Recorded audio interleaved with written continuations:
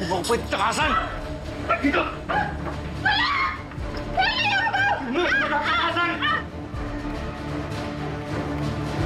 Hindi mo takasan!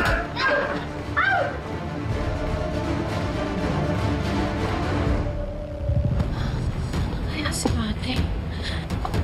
Sana kaya yun? Sabi niya uuwi siya ng maaga pagkatapos yung ipagkita kay attorney.